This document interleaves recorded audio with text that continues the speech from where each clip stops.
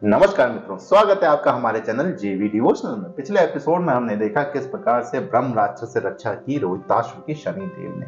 शनिदेव केवल उनको चेतावनी ही देना चाहते थे, लेकिन चेतावनी से जब हमारे ब्रह्म राक्षस नहीं समझ पाए तो उन्होंने उनका अंत ही कर दिया। पूरा भर दी ऊर्जा से उनको और विस्फोट हो गया उनका। इसी के साथ यम का भी खाता खुल गया कि एक राक्षस खैर पहुंच तो गया उनके लोक में। दूसरी चीज हम लोग देखते हैं कि किस प्रकार से देवी संज्ञा सूर्य देव को भर रही है एकदम कायदे से कि आप क्यों कुछ नहीं करते, आप इंटरफेयर करिए। देखिए आपका पुत्र आपके सूर्यवंशियों के साथ क्या कर रहा है। सूर्यदेव बोलते हैं कि वो अपना कर्म कर रहा है, मैं बाध्य हूं क्योंकि ये कर्म ये कार्य उसको महादेव ने दिया है। अच्छा, वहीं देवी संज्ञा कहते हैं कि आप होंगे महादेव के बंधन में, मैं नहीं हूं महादेव के किसी बंधन में। अब एक तरफ शनिदेव ने राहु को भी चेतावनी दे दी है कि दोबारा हमारी मुलाकात नहीं होनी चाहिए, नहीं तो आपके लिए बहुत बुरा होगा। और एक तरफ उन्होंने राजा हरिश्चंद्र और उनके परिवार को भी बताया है कि आप एक बार को साए से पीछा छुड़ा सकते हैं, लेकिन शनि से पीछा छुड़ाना मुश्किल ही नहीं नामुमकिन है। अब हमें देखना ये कहानी किस ओर जा रही है, क्योंकि अब राहु इसमें इंटरफेयर करते हैं या देवी संज्ञा करती हैं या राजा हरिश्चंद्र स्वयं मार्ग पे आ जाते हैं। अब मार्ग पे आने का तात्पर्य ये है कि उन्होंने अपने पुत्र को छोड़ने से तो मना कर दिया है। कैसे लाते हैं वो सोने के सिक्कों का पहाड़, ये देखने के लिए हमें चलना पड़ेगा एपिसोड 130 पार्ट 1 में। अब कर्म फलदाता शनि के मार्ग में संज्ञा खड़ी होगी। कितना भी प्रयास करो, शनि को साथ ही पाओगे। मुझे कुछ समझ में नहीं आता शनि। एक और तो तुम हमें संकट में डालते हो और दूसरी ओर पर तुम मेरे पुत्र के प्राणों पर आए संकट से लड़ते हो। चाहते क्या हो तुम? संसार को बताना कि छल करने वाले का परिणाम क्या होता है और सत्य पर टिके रहने वाले का पुरस्कार क्या होता है।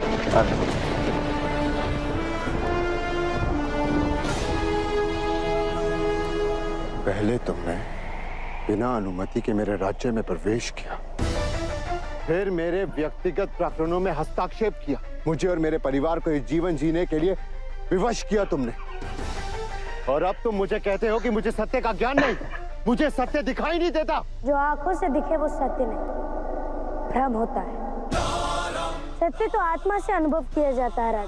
राजा हरिश्चंद्र को तुम्हारे इस उपदेशों की आवश्यकता नहीं शनि। राजा है नहीं, राजा थे। राजा थे।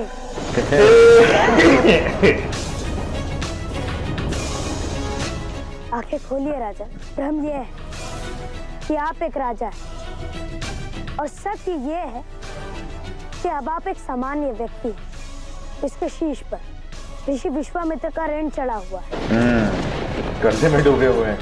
न घर है न संपत्ति और न ही धन कमाने के लिए कोई कार्य। जब तक स्वयं को राजा समझते रहेंगे तब तक परिस्थितियों का सामना नहीं कर सकेंगे आप। इसलिए बीते कल को भूलकर वर्तमान का सामना कीजिए, तभी भविष्य सुधार पाएंगे। उचित स्टार्ट विद 0। सूर्य देखो कैसे उनके एकदम सर के बीचों बीच से निकला है। अरे शीघ्रता करो, गति बढ़ाओ।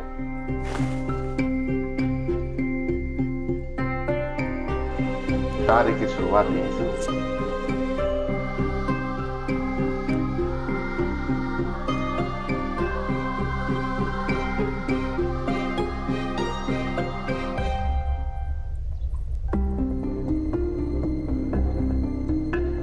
ठीक है, यदि मन लगाकर काम करोगे तो प्रतिदिन 2 कांस्य की मुद्राएं मिलेंगी। स्वीकार। ठीक है।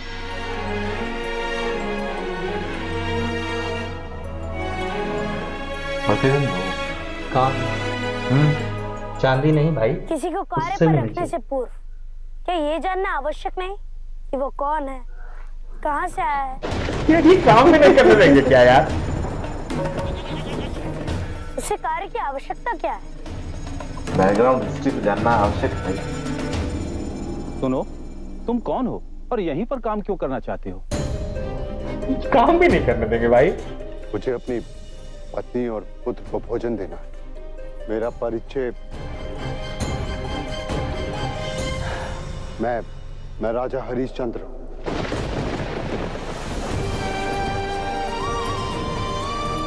महाराज, मुझसे बहुत बड़ा पाप हो गया, मुझे क्षमा कर दीजिए महाराज, मैं आपको पहचान नहीं पाया।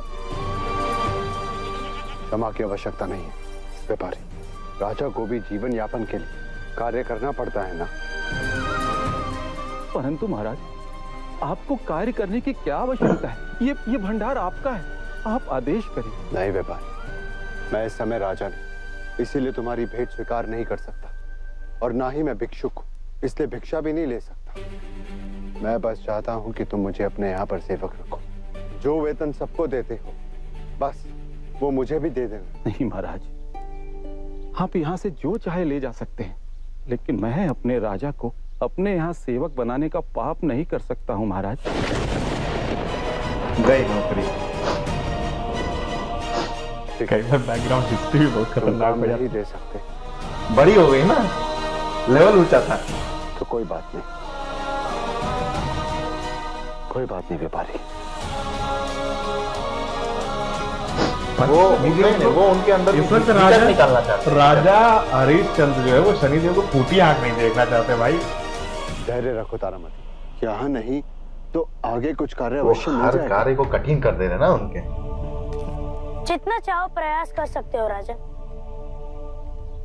कोई भी एक राजा को अपना सेवक रखना नहीं चाहेगा जब तक आप ये स्वीकार नहीं कर लेते कि आप एक सामान्य नागरिक, तब तक आपको कार्य नहीं मिलेगा। इसलिए स्वयं को राजा करना बंद कर, तभी आगे के मार्ग खुल पाएंगे। मैंने वचन दिया था कि मैं सदा सत्य कहूंगा। यही तो सत्य है। अब आप केवल हरिश्चंद्र हैं, राजा नहीं। राज्य तो राजर्षि विश्वामित्र का हो चुका है। सही बात। आज नहीं तो कल आपको इस सत्य स्वीकारना होगा राजा। जब तक सत्य नहीं कहोगे, कार्य नहीं मिलेगा।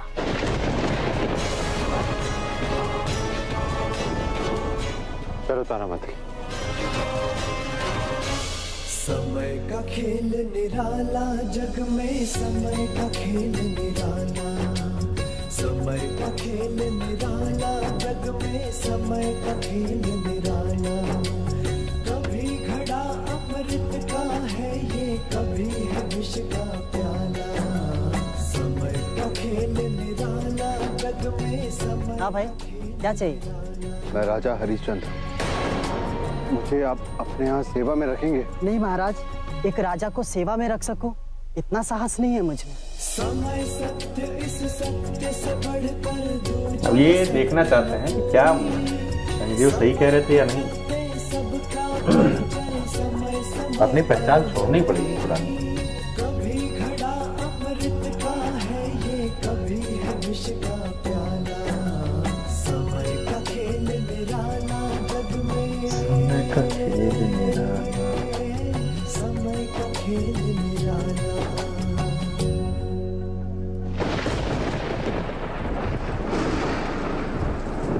आपने भरसक प्रयास किया राजन। अब तो चेतो कि आप एक राजा नहीं, आप एक पिता हैं, आप एक पति हैं, और आपके मन में राजा होने का दम नहीं।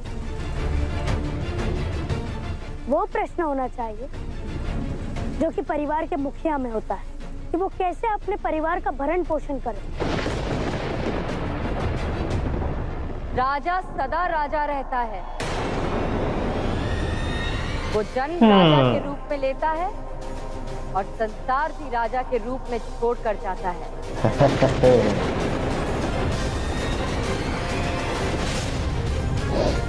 यही एक तो चीज बाकी रह गई थी। अब समस्त पूरे लोग उतर के आ जाएगा, धरती लोग फिर इंद्रदेव आ जाएंगे।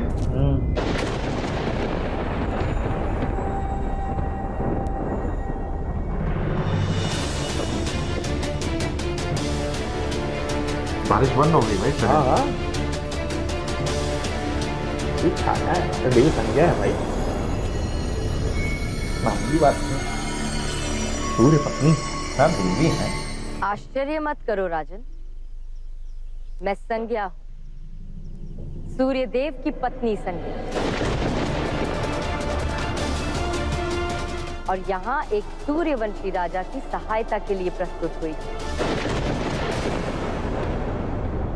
प्रणिपात देवी। देवी, आप अवश्य ही अपने पुत्र शनि को लेने आई होंगी।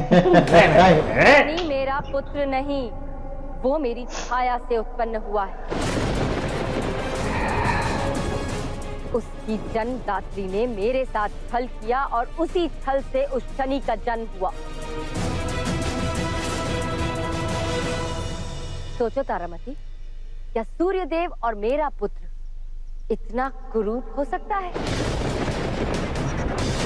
भाई ऐसे तो नहीं बोलना चाहिए था, कार्तिकेय यदि हैंडसम वो लगते हैं भाई। वास्तविक सूर्य पुत्र होता तो वो किसी सूर्यवंशी को कष्ट दे सकता? अब इनको भड़काएंगे भी। आप एक सूर्यवंशी राजा हैं हरिश्चंद्र, और आपके साथ सूर्यदेव का केवल नाम ही नहीं, मान भी जुड़ा है।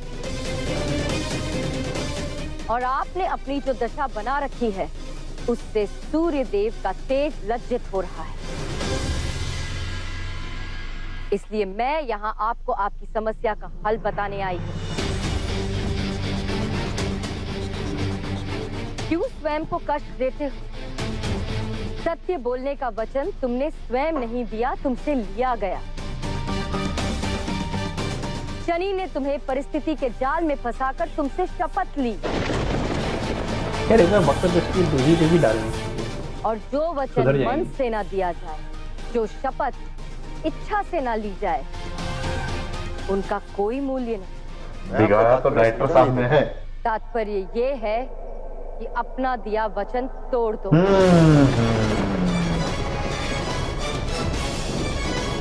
स्पष्ट कर दो विश्वामित्र को कि तुम दक्षिणा नहीं दे सकते।